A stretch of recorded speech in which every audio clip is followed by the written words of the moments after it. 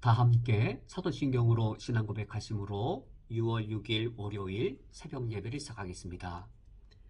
전능하사 천지를 만드신 하나님 아버지를 내가 믿사오며 그 외아들 우리 주 예수 그리스도를 믿사오니 이는 성령으로 잉태하사 동정녀 마리에게 나시고 본디오 빌라도에게 고난을 받으사 십자가에 못 박혀 죽으시고 장사한 지 사흘 만에 죽은 자 가운데에서 다시 살아나시며 하늘에 오르사 전능하신 하나님 우편에 앉아 계시다가 저리로서 산자와 죽은 자를 심판하러 오시리라. 성령을 믿사오며 거룩한 공예와 성도가 서로 교통하는 것과 죄를 사여 주시는 것과 몸이 다시 사는 것과 영원히 사는 것을 믿사옵나이다. 아멘.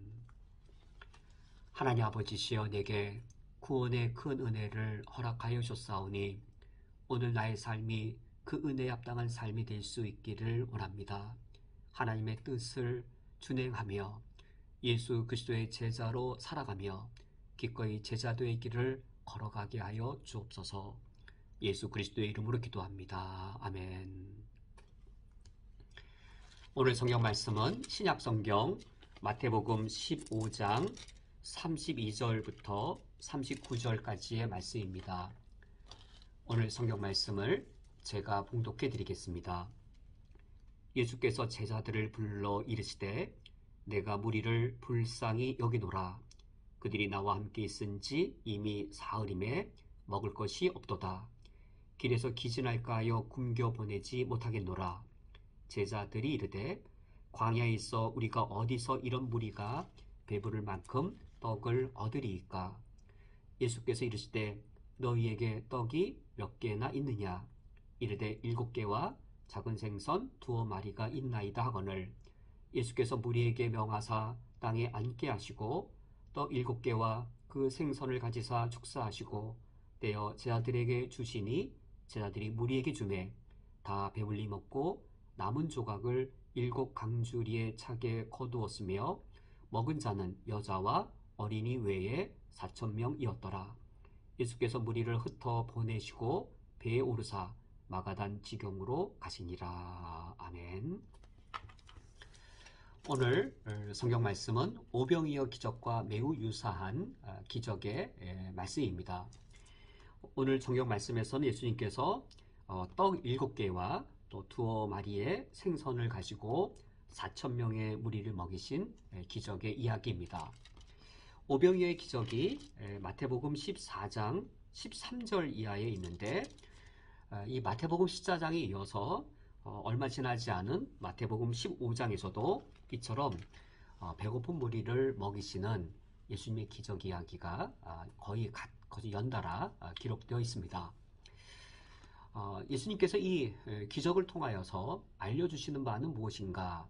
바로 제자도에 이 기적에 초점이 맞추어져 있습니다.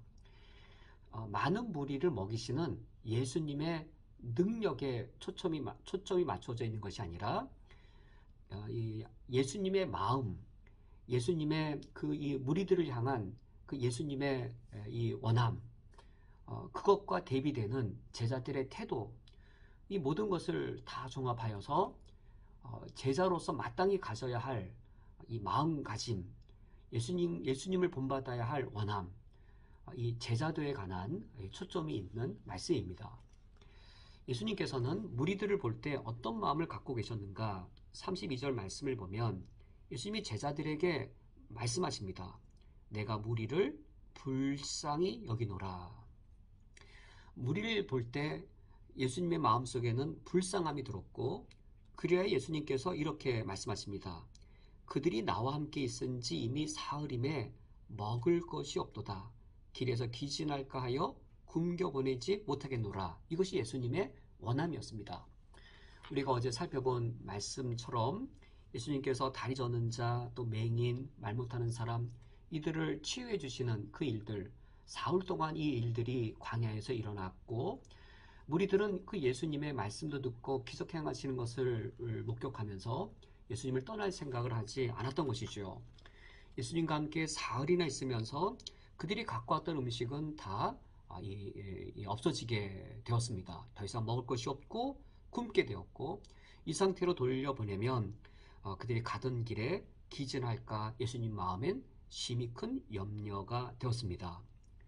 예수님의 마음이 이처럼 그들을 향해 불쌍함이었다면, 예수님의 원함은 그들이 결코 굶겨 보내지 않는 것이었다면 마땅히 제자들도 어떠해야 하겠는지요. 그러나 33절 말씀을 보면 제자들은 예수님과 달랐습니다. 광야에 있어 우리가 어디서 이런 무리가 배부를 만큼 떡을 얻으리까? 라고 지금 이 상황이 광야라는 상황을 그들이 핑계대면서 무리의 굶주림에 대해 무책임하고 무관심한 그들의 입장을 나타내고 있습니다. 제자들의 이런 무책임하고 또 이 무리들의 이 배고픔에 대해 무관심한 이 태도, 핑계를 대기를 여기는 광야다라는 핑계를 대는 것이지요. 예수님께서 그들에게 묻습니다. 33절 말씀에 너희에게 떡이 몇 개나 있느냐? 그대 답변이 7개와 작은 생선 2마리가 있나이다. 상황도 광야이고 그들의 능력을 다 따져봐야 7개의 떡 그리고 작은 생선 2마리 뿐이었습니다. 과연 이것을 핑계댈 만 할까? 여기가 광야이고 우리에게는 이처럼 적은 이 먹을 것밖에 없다는 것이 핑계가 될 것인가? 결코 그럴 수가 없습니다. 왜냐하면 불과 마태복음 14장에서 이 유사한 상황이지요. 오병이의 기적을 그들이 목격했기 때문에 그들에게는 이런 핑계를 댈 이유가 없는 것이지요. 그들에게는 마음이 없었던 겁니다. 배고픈 무리를 향한 무관심, 그들을 볼 때 왜 우리가 그들을 책임져야 되는가라고 하는 그 무책임이었던 것이죠. 왜 그들이 이런 기적을 보고도 이런 무책임한 태도, 무관심의 태도를 나타내었을까? 이것에 대해 마태복음 14장의 오병이의 기적과 그리고 이 마태복음 15장의 이 기적 둘을 비교하면서 학자들이 이런 결론을 얻게 되어집니다. 마태복음 14장의 오병이의 기적은 유대인들을 향한 예수님의 먹이시는 기적이었습니다. 유대인들을 향한 예수님의 기적이어서 그때 남은 광주리의 숫자가 이스라엘을 상징하는 12광주리가 차고 넘치도록 남게 되었습니다. 제자들은 예수님의 구원하시는 능력이 유대인들에게만 미쳐지기를 원했던 것이죠. 그런데 지금 여기 마태복음 15장은 장소가 어디냐면 예수님이 두로와 시돈이라고 하는 그 가나안 여인, 이방 여인을 이 딸을 치유해 주신 이후에 그곳을 떠나 갈릴리 호숫가 산 지역에 이르는, 즉 아직 이방인 지역에서 멀리 떠난 것이 아니라 아직 그곳 가까이 있는 인근에 계셨고 예수님이 치유해 주신 상당수의 사람들이 여기에 이방인들도 포함되어 있을 것임이 매우 유력한 상황입니다. 예수님께서 오병의 기적으로 유대인들을 치유해 주신 것, 유대인들을 먹이신 것, 예수님의 이런 이 메시아적인 잔치, 여기에는 아브라함의 혈통인 유대인들만 들어오기를 예수님의 제자들도 여전히 바라고 있었던 것이지요. 예수님께서는 이방인들이 상당수 포함되어진 이 배고픈 무리들을 볼 때 예수님께서는 유대인들만의 모임이든 이방인들이 상당수 있는 무리이든 예수님의 마음은 동일했습니다. 그들을 볼 때 불쌍히 여기신 마음이 생겼고 도무지 그들을 굶겨 광야길로 내보내실 수 없으셨습니다. 그러나 제자들은 여기에 상당수의 이방인들이 포함되어 있을 그 사실 때문에 무관심과 무책임을 이 태도를 취한 것이지요. 이런 제자들을 향하여 예수님이 명령하십니다. 36절 말씀에 떡 7개와 그 생선을 가지사 축사하시고 떼어 곧바로 무리에게 주신 것이 아니라 제자들에게 주시니 제자들이 무리에게 주매라고 하여서 제자들이 예수님 손에서 떼어진 그것을 무리에게 주도록 하셨습니다. 그들에게 물고기 떡 5개와 물고기 2마리가 문제가 되지 않는다는 사실 그들이 이미 경험했죠. 왜냐하면 예수님의 손에 들린다면 무한한 공급이 가능하다는 것을 알기 때문인 것이죠. 그들에게 떡 7개와 작은 생선 2마리 이것이 문제가 되지 않는 사실을 그들이 잘 알고 있는 것이죠. 예수님께서 당신의 손에서 떡과 물고기를 떼어 제자들의 손에 들려줬습니다. 제자들의 손에 들려주시면서 너가 직접 무리에게 직접 전달하라 라고 말씀해 주심으로 이 제자들이 예수님의 그 무리를 향해 불쌍히 여기시는 그 마음을 그들이 가질 수 있도록, 예수님의 제자라면 제자다울 수 있도록, 그리하여 배고픈 무리들을 보았을 때 무책임하게 그들을 집으로 광야길을 걸어가도록 돌려보내는 것이 아니라 그들을 향해 책임감을 갖도록 그들을 훈련시키기 위해 예수님께서 이와 같이 제자들의 손에 이 물고기와 떡을 들려줬습니다. 그 결과는 어떠했냐면 37절 말씀에 다 배불리 먹고 남은 조각을 7강주리에 차게 거두었습니다. 제자들이 제자로 살아갈 때 다 배불리 먹는 일이 일어납니다. 4,000명의 수많은 무리가 다 배불리 먹을 수 있는 이 놀라운 일, 어떻게 언제 일어나는가? 제자들이 제자도를 행할 때입니다.